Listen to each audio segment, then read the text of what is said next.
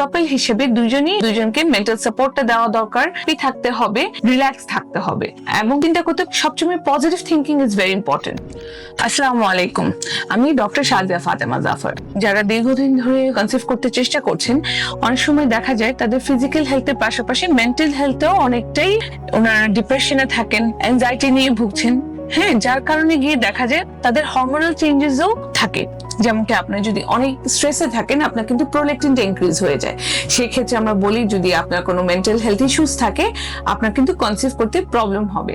তাই মেন্টাল হেলথটাও আপনার ফিজিক্যাল হেলথের পাশাপাশি অনেকটা ইম্পর্টেন্ট।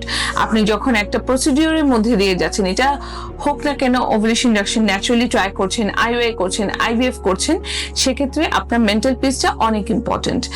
আপনাদের কাপল হিসেবে দুজনই দুজনকে মেন্টাল সাপোর্টটা দেওয়া দরকার, থাকতে হবে, রিল্যাক্স থাকতে হবে এবং চিন্তা করতে সবসময় positive thinking is very important.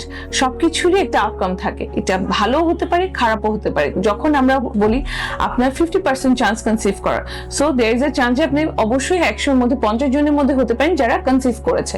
So এইভাবে চিন্তা করার চেষ্টা করবেন এবং দুজনকে মেন্টালি সাপোর্ট করবেন।